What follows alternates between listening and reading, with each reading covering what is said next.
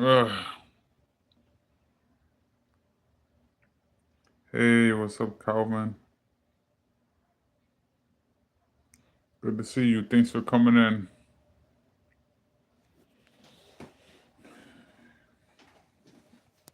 I'm just looking at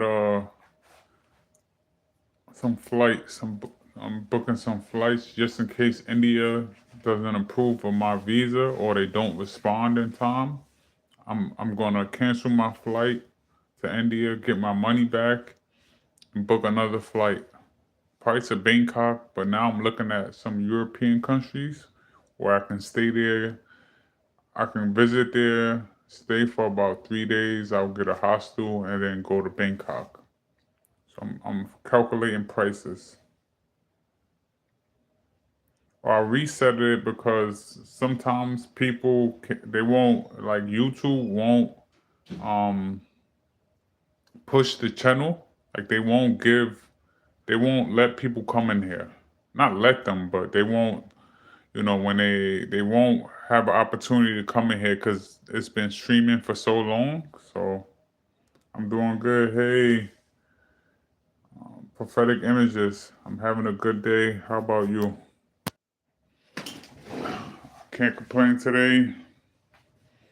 Um, I'm just chilling. Resting on a Sunday. I'm looking into some backup flights if I don't get a flight. If I don't get a visa approval to India by Wednesday afternoon, I'm looking into will I have to go to Europe? Maybe I'll go to Spain, maybe so like Spain, Madrid, or Ireland, Dublin. Maybe I'll go to Paraguay. Um, so let's see. Or maybe I'll go straight up to Bangkok, Thailand. I gotta calculate, see what's the cheapest. Yeah, it's not sunny over here, but I'm having a good day. I'm happy you having a good sunny day. It's rainy over here, but I'm enjoying my day.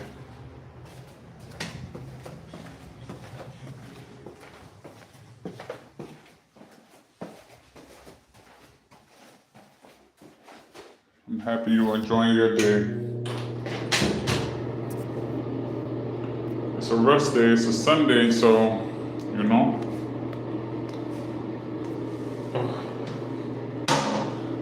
it's a calm day. But yeah, I'm just sitting here looking at flights, looking at contingency payment plans. So I'm just chilling.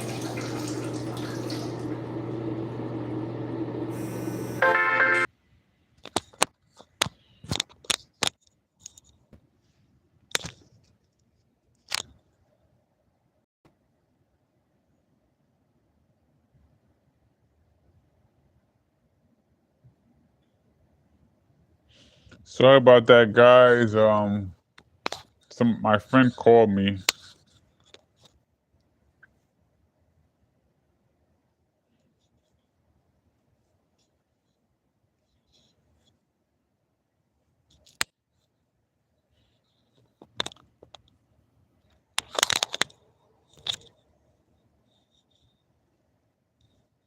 Erica, what's up?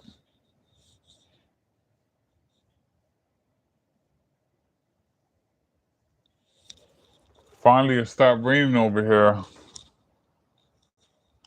So I'm gonna eat some breakfast. Um, if the kitchen is clear, I'll make some breakfast in front of y'all, and then I'll wait a little while. Then I'll go for my walk. You know.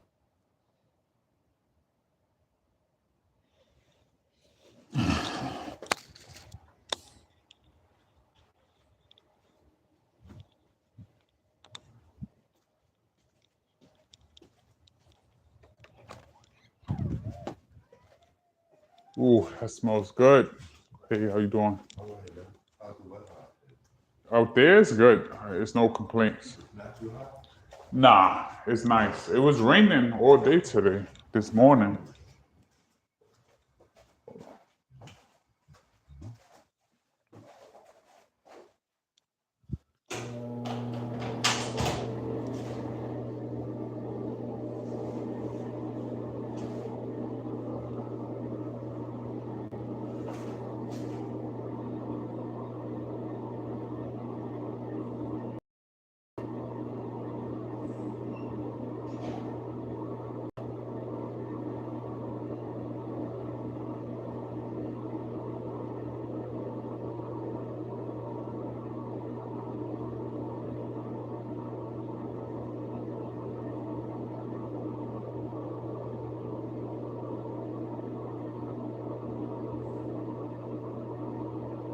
Hey, what's up, Miller?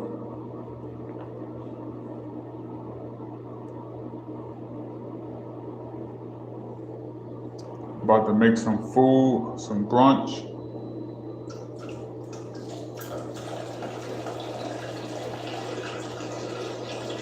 No, thank you, Erica. I don't know how the fuck I'm gonna get a pepper from you. I'm about to move to India or Bangkok, Thailand.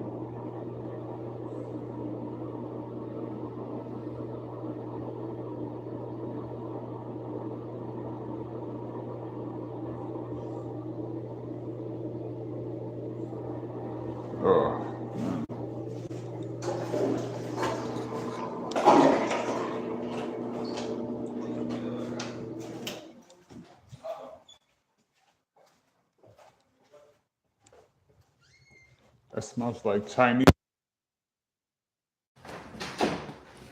So, it smells awesome, man. How you doing? It smells great. Oh, chicken wings. There we go. That's the smell. Chinese chicken wings? Yeah, it smells like Chinese chicken wings. That's not a bad thing. I don't know. So, that was Noel. He's like, it's raining over there. Yeah, we're off for today. It's Yeah, not gonna happen. that makes sense. But I knew Fernando wouldn't be here anyway. yeah, I called him. I texted him. He said, nah, he can't make it today. That makes sense. I knew it. But I may be out of here on Tuesday because if India doesn't respond to me. I could go to Bangkok for $700, and it's 24-hour flight. It's like Really? 12 hours. Non-stop? 12 hours. I make it to what is this place called? Turkey, Istanbul, and then I got a 3-hour delay or layover, and then I go to Bangkok, another 12 hours. What makes that any different than the one you got? Well, the one I got now is to India for $700, and that's a good thing. Where I would go on Tuesday. If I wait like till Wednesday, okay, Wednesday is like $740. Now I'm paying $140 extra. Okay, let's say if I That's wait. if you get your 700 back. No, I'm getting 600 back automatically. You know that for sure? I know that for sure. I already talked to him. Because it was Indian. So they're putting that money back on your card, or they're gonna give you credit? They're gonna put on my card. Okay, well, that's not too I bad. I was gonna do credit, but their flights are expensive. I got the cheapest one. So Yeah. So you're gonna leave Tuesday maybe instead of? possibly. Let's see what India says. I'm gonna give India until. I'm gonna give them until what? Tuesday morning. So part of you wants to go to India anyway, right? Yeah, because they got the cheap medicine. They got, I could say, chiropractor for cheap. I could see a physical therapist for cheap. And they have the beaches there. They have Goya Beach. I go to Goya or Gaia. You gotta be in the ocean to get to the beach. Yeah, but I have to take a flight from New Delhi to Oh, yeah. I didn't think New Delhi was on the water. No, I'm only in New Delhi for 7 days. I'll keep you updated. Yeah, there you go. How you doing, Solomon? You doing good? Yeah. That's good. So the World Cup is gonna be here in June. Yes. In one more month, I think June 10th. All those Colombian women gonna be here. Well, a lot of them. Yes, the gold diggers, yeah, they're gonna be here, no doubt, Which means they're gonna be in all the clubs and absolutely. But there's some good-looking Colombians already here, though. You know? prostitution gonna pick up. Oh yeah, it's already sky high here. 100% sky high already. So it's gonna pick up. With Colombian women. What all these women in Miami, like that's once you live here, you notice that when you go to clubs and you think the girl is into you, and she's at the end of the night she says, "Hey, it's $300." You say, "What is $300?" It's $300 for us to have a good time. So that's normal here. Yeah, I know. I got a club I go to called Chivas. Oh, I heard about it. That's a strip club? Yeah, Yeah, I heard about that. I never. they do that. $300. Sometimes it's $500. That's a lot of money. But it's $300 to go to a massage parlor. Also here in Thailand, it's $11. You know, they got something in Thailand called the blowjob bar, and that's $10. But that's Thailand. This is Miami, USA.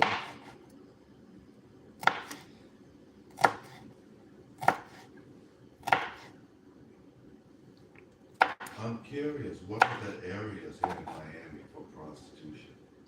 The whole place. Usually, most cities they have a specific area. Yeah, I know. Like the Bronx had a place called what was the Bronx's place? I forgot it. I forgot what it's called. I never been, but I heard about it. Damn, I forgot all about it. Oh yeah, most places in the U.S. has like a block or a street. Miami doesn't have a street. You just go to a bar, go to a strip club, you know, and you overpaying in Miami for everything.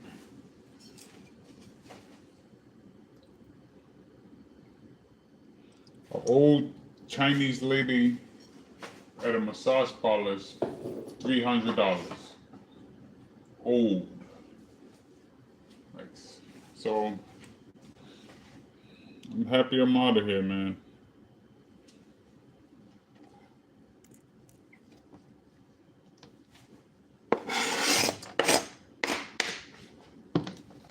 You're not out for good already.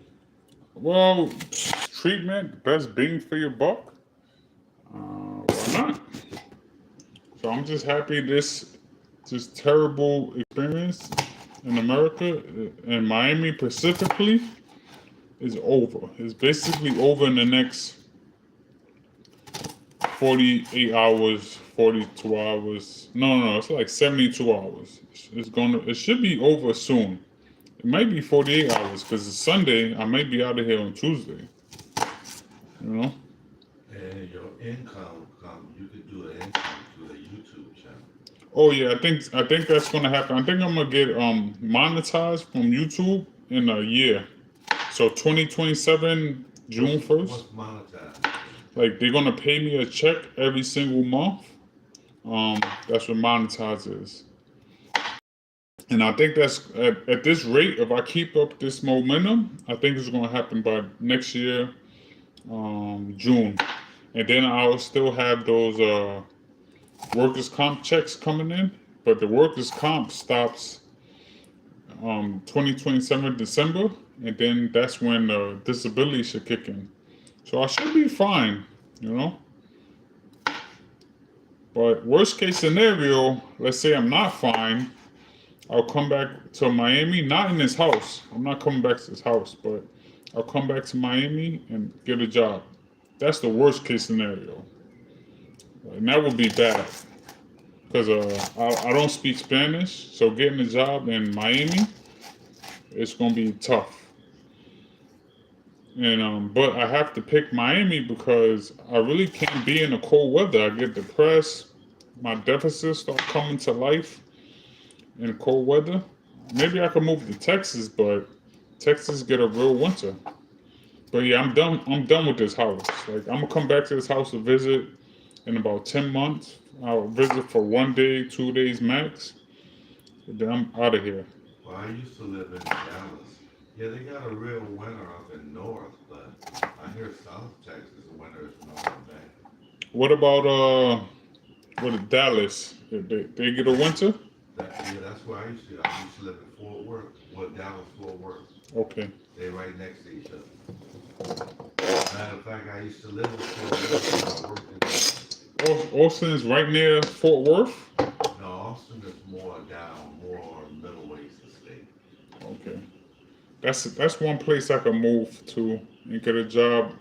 But like I said, like I don't think I could deal with a winter. Not only deficits, but let's say I control my walking, control my deficits. I still like get depressed in the cold weather. Well, Houston, their winters are very mild. But you need a car there, also. Well, yeah, Houston's so big, you need a car. Yeah, you don't need a car in Austin, but let's say in Houston, you need a car. Just like Atlanta, you need a car. I always said that if I go back to Texas, I think it'll be Corpus Christi. Someplace that's not touched by church yet. Yeah, I see.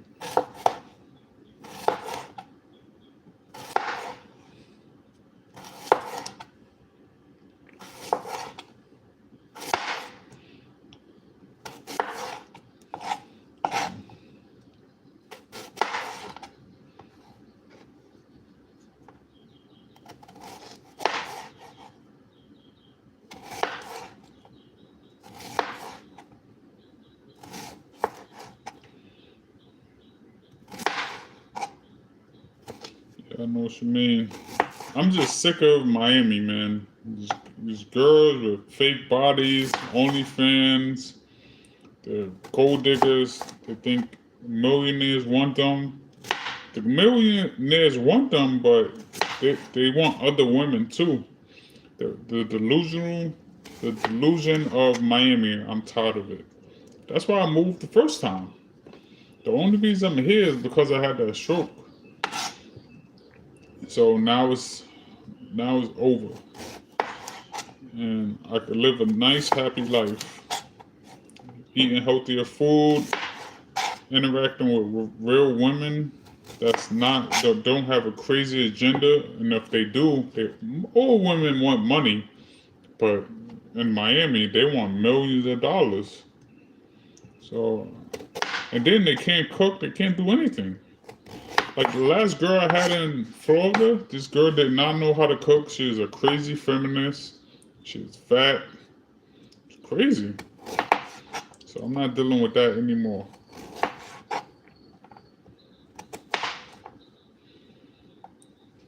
I go on a cruise and I have sex with a girl that's a model, literally a model, signed to a modeling agency. And then I got a girlfriend when I come back to Miami and she's fat. A fat feminist that can't cook. Miami is nuts, man.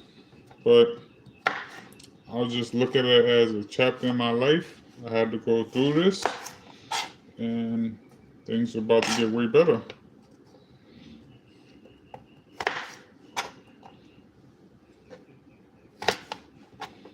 So how you feeling today? Good? Yeah, pretty good. Nice. I was calling that new guy, Ryan. His name is Richard. Yeah. Yeah. That's funny. He seems cool though, man. Always happy and doesn't have a big ego and stuff like that, you know. Yeah, I'm anxious what you gonna think about Malaysia. Yep, I'm gonna definitely hit you up. As soon as I get there, I'm gonna definitely text you and say I'm gonna wait a week. First I'm gonna text say I'm in Malaysia in Kuala Lumpur. Then I'm gonna tell you if it's good or not. Like what I enjoy about it. Yeah. I've been checking out Malaysia since the 1980s. Damn. And you haven't gone once? No. Scary. From what I've seen, I mean, it's like a paradise. Yeah, it's in the top 5 countries. They always name it in the top 5 most affordable countries. Top 5 with food. Top 5 with people. Top 5 with medications. And they have a sport. They have a what? Sport. It's a forest. Oh, a forum. Forest. A forest? Yeah. Oh, I didn't know that. It's a forest. They have a beach. One of the best beaches in the world. That's Lane County. Nice. I don't know what you should go there now. I know. I don't know what you're waiting for. There's nothing good coming here. Same thing I told Jerry. There's nothing good coming to y'all. And I don't even need a visa to do. Look at that. You're gonna have to sell your car though. You're gonna have to sell your car though. Well, I would go there and visit. Oh, okay. And then come back? Yeah. Yeah. I would do that then. That's better than the strip club and all this other garbage. I've been studying the culture for a long time. Because I like the scrimmer. What's that? It's like a martial art for Malaysia. Oh, okay. You never seen the guys with the sticks? Yes, I have. Well, those sticks are representative of swords. Really? Yeah. They use sticks because nobody gets hurt by it. Nice. Good to know. Yep. I mean, time is a wasting. Time is a wasting. But don't get in trouble in Malaysia. No, I don't get in trouble here. So why would I get in trouble in Malaysia? You know? And that's good. That if you get in trouble, you get high penalties. I like that. That makes me feel safe. Because I don't know why people get in trouble.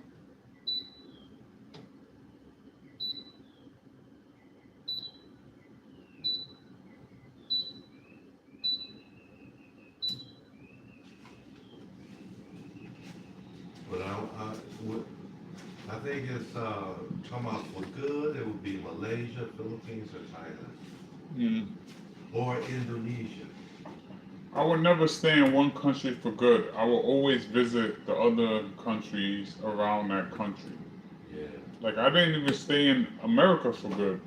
I was going to Costa Rica, the Bahamas, Colombia. I'm going to Dominican Republic when I come back. Peru, Panama, Belize. I'm not staying anywhere for good.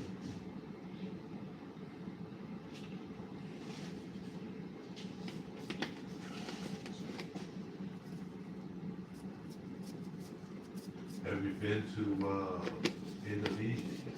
Nope, definitely going there. Bali. That's another cheap place. I would get medication from there, but from what ChatGPT is telling me, they don't always have in stock all my meds. So I may be able to go get most of my meds, but then I gotta go to another country to get the other 2 meds or the other 1 med. So you remember Richard? What's his name? The rap guy. who that? Simmons. Richard Simmons? Yeah. He wasn't a rapper. Wasn't he like a gay fitness guy? The guy that married the Korean, the rapper guy, the mogul. Oh, Richard Simmons. Yeah, I know what you're talking about. She lives in America and he moved to Indonesia. Yeah, he's in Mali. Yeah, What's his name? his name is Richard Simmons. Oh no, something Simmons. Well, It's not Richard Simmons. It's Richard Simmons is the gay guy who used to do yeah something Simmons. He's a mogul though. He had the FUBU and all that stuff. Yeah. Yeah. But he's saying he's broke now, but I don't believe that. All right. No, he's not broke, but he's saying he broke because he don't want to give Kamala. Her name was Kamala Simmons. He don't want to give her money for the divorce. He's a beautiful lady. Yeah. She's a gold digger. I seen a video with her talking to the camera, talking about Richard Simmons or whatever the guy Simmons name. He's lying about he's broke. He doesn't want to give money for child support and alimony. Yeah, hell yeah, lady, you have millions of dollars. Why are you trying to steal your money out this guy? And then if you park the money in Indonesia, the government can't take it in America. So that's what he did. Oh, okay, yeah. Because that's a different country. Specifically Indonesia or just anywhere else? No, specifically Indonesia. In some countries, they can still get you. Like Europe and stuff like that. Like some people owe child support, and then they move to another country. They move to like Europe, like the continent of Europe, and then the cops still get them. The cops will like put them on a flight back to America to serve prison time and stuff, but not Indonesia. You know? I heard it's the same thing in Brazil. Yeah. You can hide out there, hide your money, make a whole new lifestyle there. But if you're a criminal go to Brazil because Brazil there's no extradition. They won't extradite you, That's what I heard. and Israel won't extradite you either. A lot of pedophiles in New York, Jews, they're moved to Israel, and they won't go to jail. A lot of them. So, different rules for different countries. But I think in the U.S., if you owe child support, they won't let you get your passport. They'll take your passport away. So he got lucky. He wasn't on child support. He was on alimony. Like, I don't know why that lady needs alimony. Like, she's rich. She's a businesswoman, and I think she got a new boyfriend. Make him pay. She probably got a new husband, but they both trying to get him for money. Crazy. So have you been to Brazil yet? Nah, the only reason I haven't been to Brazil is it's a law. If you're American, you go to Brazil, you gotta show your banking statements. Only for Americans though. You gotta show your banking statements or they won't let you in. And I don't agree with that, but I'm starting to get used to it because of India's situation. G and Noel was telling me every single person that's not an American has to show their banking statements before they enter a country. So get used to it. So I may go to Brazil. You know, Brazil look nice. The women look good. There's a lot of beaches, obviously. Everyone's in shape. Look good, like a good gym atmosphere. But like I said, I'm not really hyped up. Like right now, I'm trying to be in Southeast Asia. I'm really not focused on South America, Central America. Like I lived in Miami for 4 years and I just started going to those countries. So I'm not, they look good, but the attitude and the gold digging, it's just like, I'm good, man. And they think because they look good, they do look good. They look the best on the planet. They think because they look good, they could gold dig and have bad attitude. I'm good. I dealt with enough of them as a kid.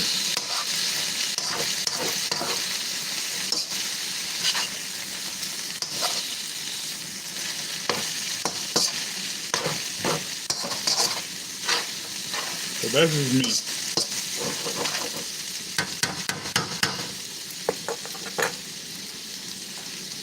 Some people love them. They'll deal with the attitude and all this stuff. I won't.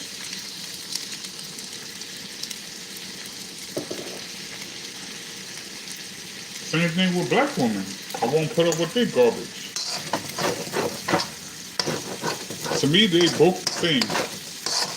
Personality-wise, they're the same. Same culture, same disrespect, same feminism, same garbage. Black women and Hispanic women. From my experience.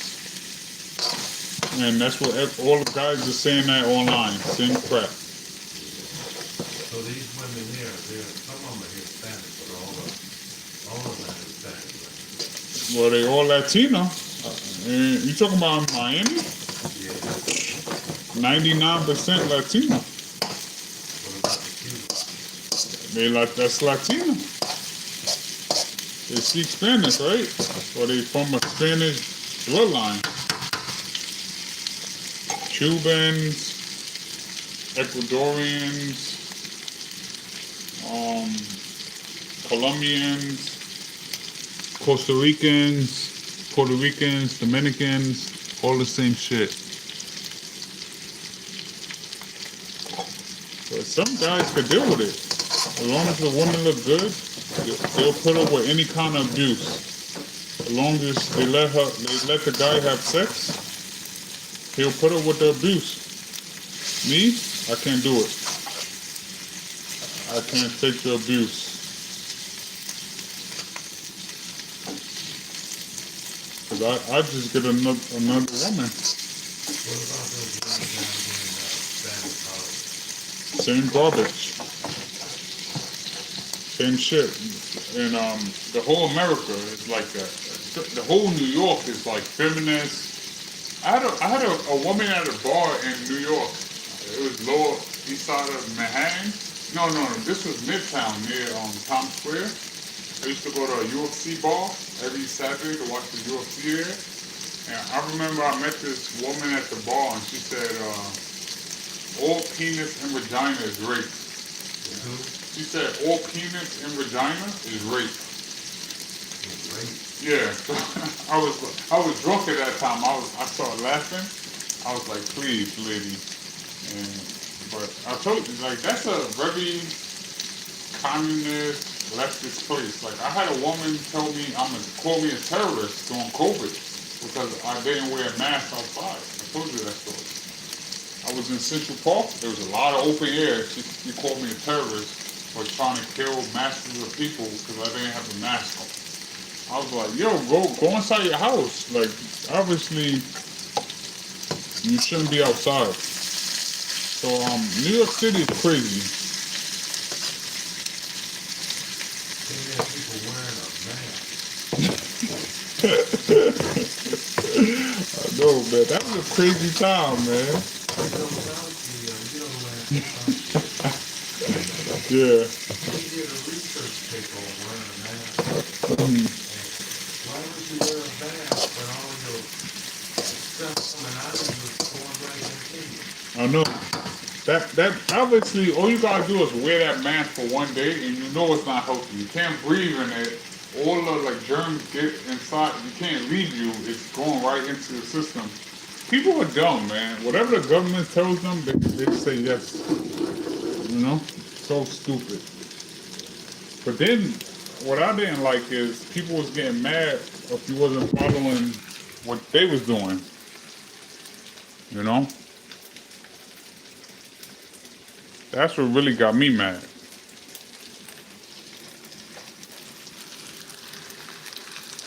And then they was banning people that wasn't getting a vaccine. There's like, yo, show me your card. Because when you got a vaccine, I guess the hospital gave you a card to prove that you got your vaccine. They was telling me, yo, you can't come in unless you show me your card. I was like, I don't have a card. I didn't get the vaccine. They wouldn't let me in anywhere except for the supermarket. I got banned from every building in New York. So once I got banned, I just came here. What's that? You had to leave when you got back. Yeah, I can't go anywhere.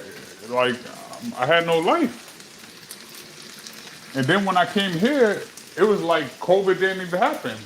People was just living their life, going to the beach, going to the bars, going outside, going to the gym, just living life as if that never happened. So it is what it is. That was a strange time in history. And then I went to Philippines and people was telling me the cops was like keeping people inside. It was illegal to go outside in the Philippines. You had to stay in your house. In other countries, it was worse in other countries. So I think, I don't know, man. That was crazy, bro. That was crazy.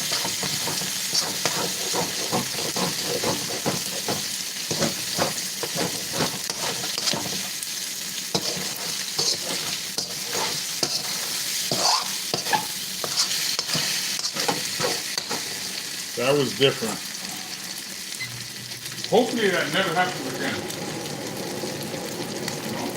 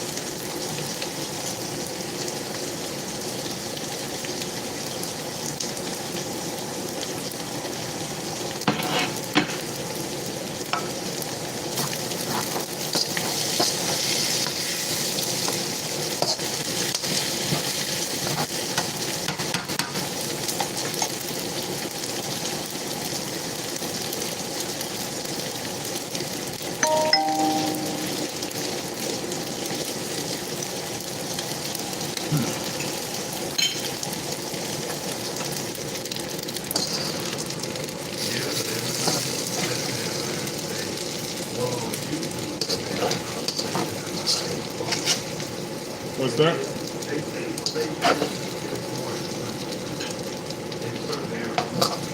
Yeah, but every list I see, Malaysia is always in the top 5 most inexpensive cities. Always top 5.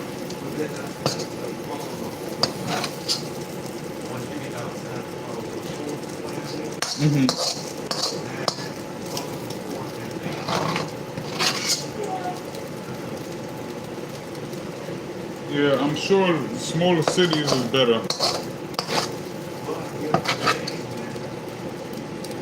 What's,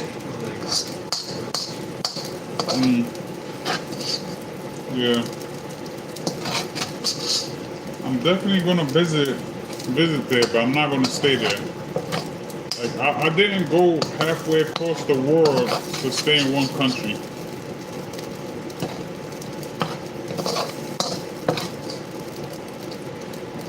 Like I gotta go to Africa, like Kenya, Nairobi. I gotta go to Japan.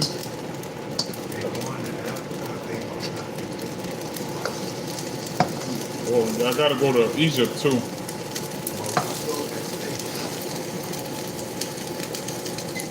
Nice. Nah, I never heard of it. It's a country, but it's an island. Mm. and it's right off the coast.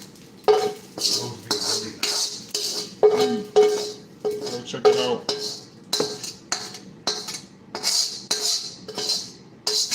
And I wanna do Asia because I wanna see those sphinxes. Yep, definitely. All right, now I think Africa is the continent of Africa is like 13 hours from Thailand. Like flights, the closest flight is like 13 hours. That's okay. I'll definitely go see that.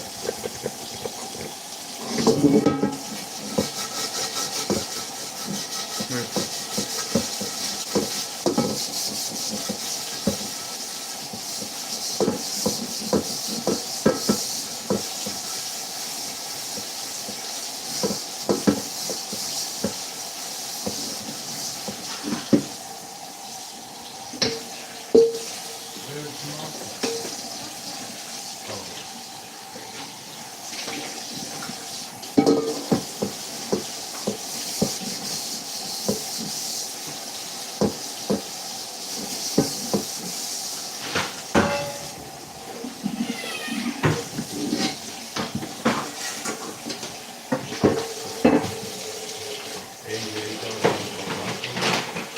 No, I haven't looked into Morocco. I'm gonna look into it.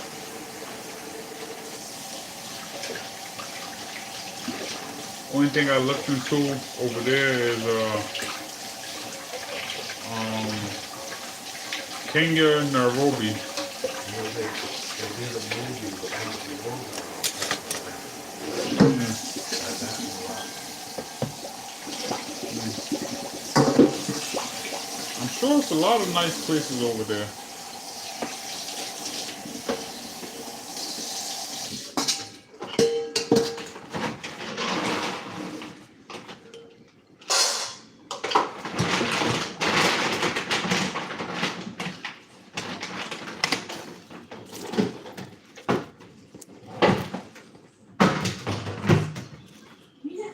No, Marca.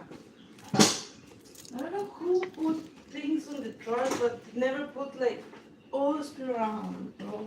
I don't know.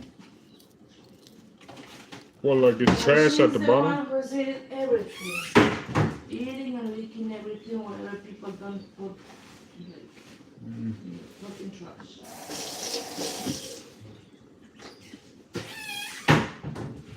Mama, you have to leave it.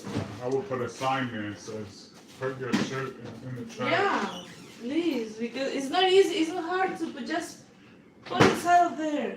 Exactly.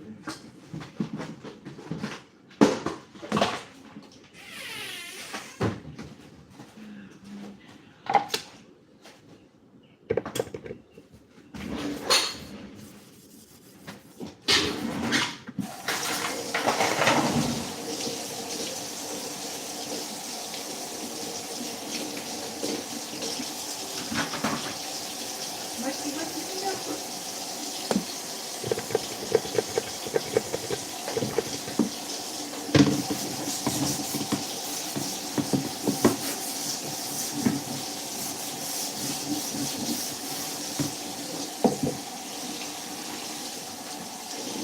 That new guy, Richard, he seems nice. yeah.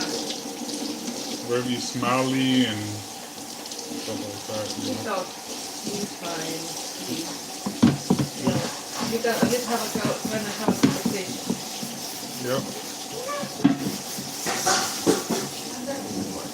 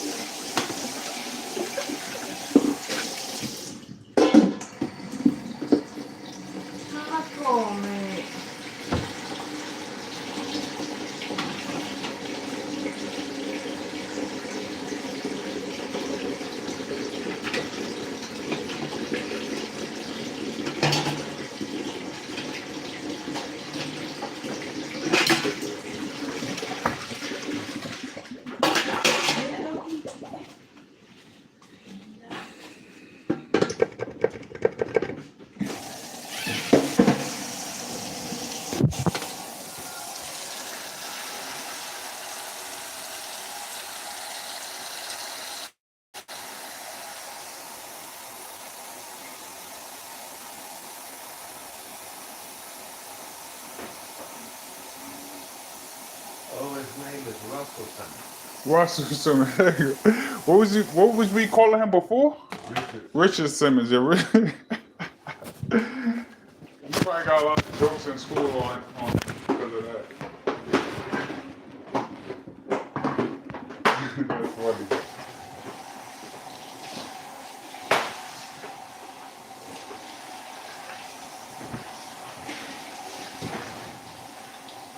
I think even his brothers was like very rich too. Like they had an empire there. Like wasn't one of his brothers in Run DMC? I'm not sure on that. I think so.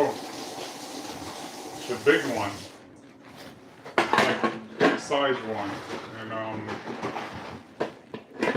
J Massey J I know was in there.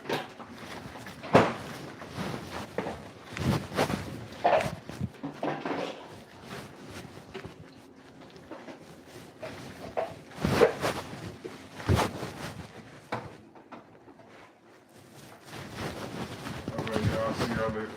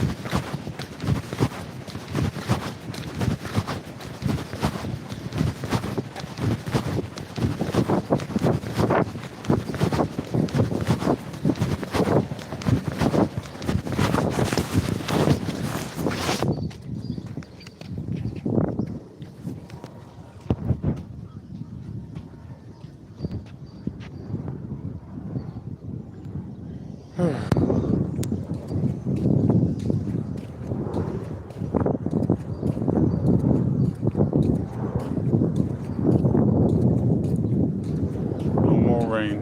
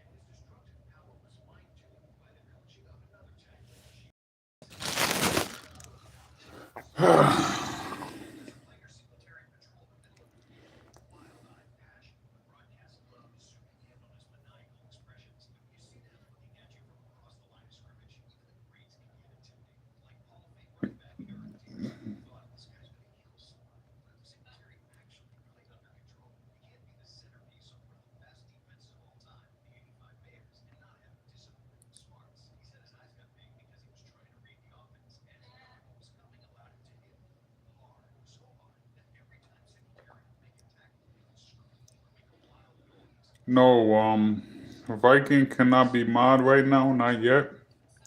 He's on probation. He was saying he was saying some crazy stuff last stream. He can't be mod right now.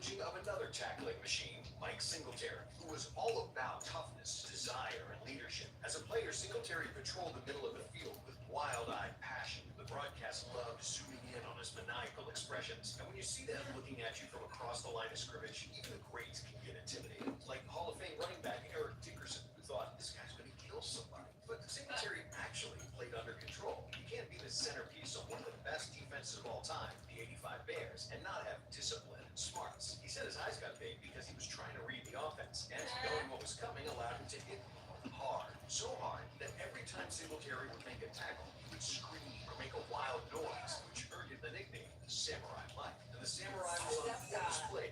Samurai Flats. That was my nickname. They stole it. Don't, just because it's got a cool nickname, don't mean you try to steal I'm being it. serious. You know what, with NFL, the nicknames and the team names, I love it. they're 10-10. Yeah, it really is. It's actually got it. Yeah. During the 85 NFC title game, in the second quarter, the Rams had a 3rd-and-1 in midfield. Singletary got through the line and stood up Dickerson in the backfield for no gain. After that play, the Rams were done, and the Bears were on to the Super Bowl. But the Bears knew what they had in Singletary from the very beginning, because in Week 10 of his rookie season, when the Bears played the Chiefs, Singletary was assigned to stop one of the top running backs in the NFL, Joe Delaney. And he didn't just stop Delaney, he destroyed him. Singletary met him in the hole, took him off his feet, and slammed him to the turf. Teammate Dan Hampton said, It sounded like a gunshot because Mike squared him up and knocked the living hell out of him. just like that, Chicago had their middle linebacker for the next decade. Singletary is a legend of the NFC North, which during his time was known as the NFC Central, or the Black and Blue Division, for its fierce rivalries and bruising matchups. So it's only right we now mention one of the division's founding fathers, Ray Nitschke, who, like most middle linebackers of the 1960s, was a bruiser with a nasty disposition. His nickname was simply Wild Man, for obvious reasons, and no one from the Bears, Vikings, or Lions was safe when they faced Nitschke and the Packers. He tried to break his opponent's will, one hit at a time, saying, "You want them to be a little shy and a little shyer the next time. You want them to remember you're in there." The Packers built a legendary defense in the 60s, with Nitschke as the unquestioned leader. During Super Bowl II, he set the tone on the game's first play when he sent the Raiders Dixon through the air with a tackle. Nitschke only knew one way to play. That's in the 60s, with Nitschke as the unquestioned leader. During Super Bowl II, he set the tone on the game's first play when he sent the Raiders Dixon cartwheeling through the air with a tackle. Nitschke only knew one way to play.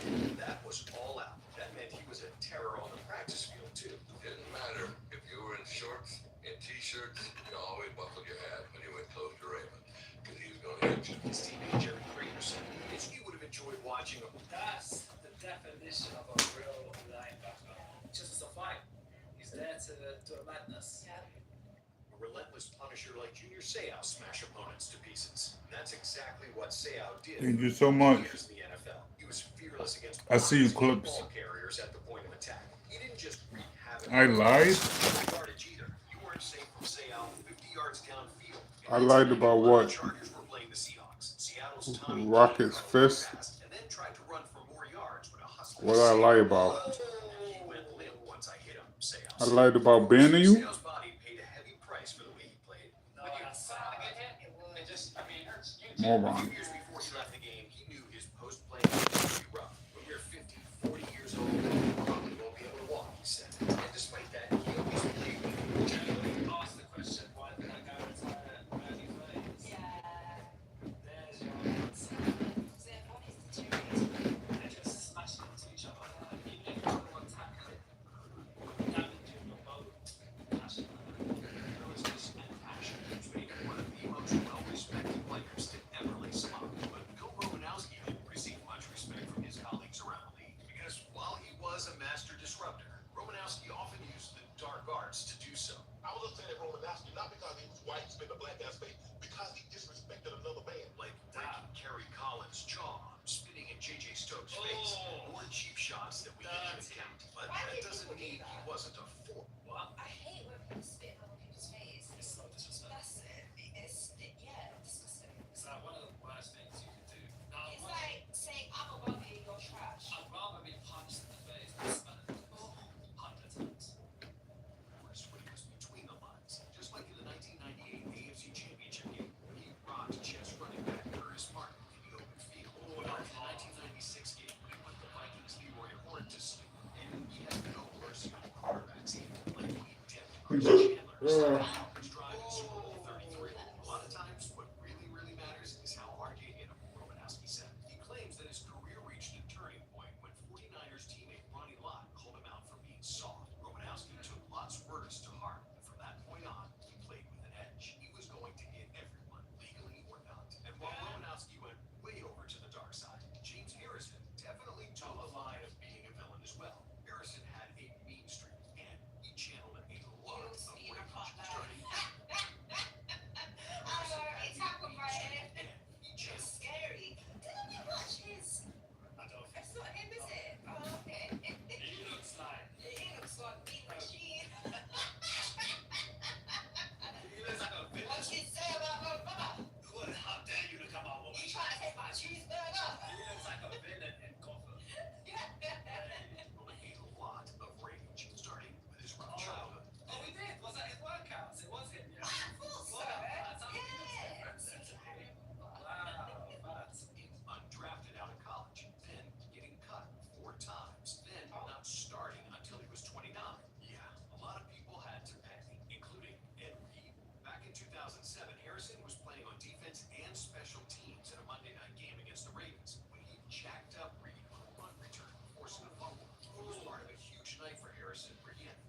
sacks, 3 forced fumbles, and 10 total tackles. After that, he was officially a star. But even once he became a household name, he still played with the same rage and passion that got him there. My objective in tackling someone was to put them out of that game, he said. I didn't want to injure them, but I wanted them to hurt and not be able to finish that game. And that's exactly what he did in his 2010 game against the rival Browns. First, he lined up a defenseless Josh Cribbs, his college teammate at Kent State, and put the crown of his helmet right into the side of his head. Then he launched himself at Muhammad Nasser and connected. At the time, the league was trying to make the game safer, so they decided to punish Harrison for the hit on Nasser. Since he was deemed a repeat offender, they fined him $75,000. Harrison said, if I had known they were going to fine me $75,000, I would have tried to kill him. But he still didn't learn his lesson. Or maybe he just loved tormenting the Browns. In 2011, he cleaned. I told you he's a villain from Gotham. I told you. Great with Gopher. Actually, you're right. It's a Batman together. Stop paying and talk about Yeah, enforcers. John Elway had to face the Steelers in the first game of his career and said, Jack Lambert's got no teeth.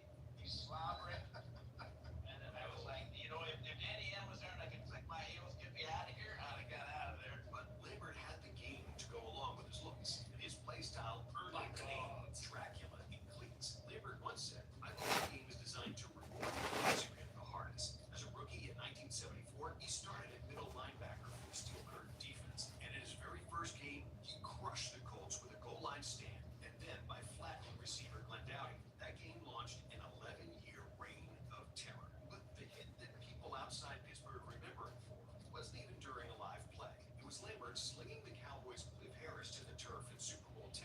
After Harris taunted the Steelers kicker for missing a field goal, he truly embodied what it meant to be a Steeler in the 70s and 80s and led the team to 4 Super Bowl victories in 6 seasons. But every legendary defense has a player who's the unit's heart and soul. The Steel Curtain had Lambert, and the Big Blue Wrecking Crew had Lawrence Taylor. LT had generational athletic ability. His speed, power, and insane mentality made him unblockable. Taylor was like a missile stationed on the edge of the Giants' 3-4 defense. Once he was locked on his target, he almost always brought the pain. And normally, his target was the other team's quarterback, like before.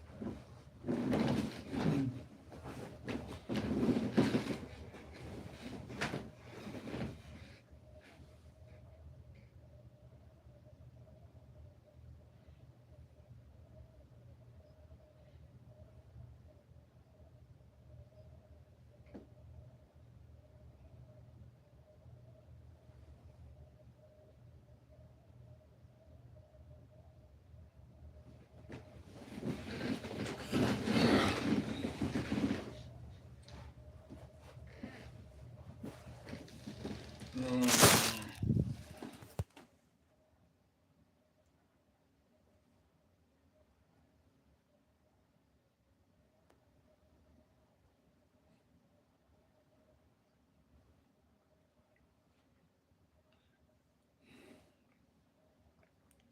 prophetic images, what's up?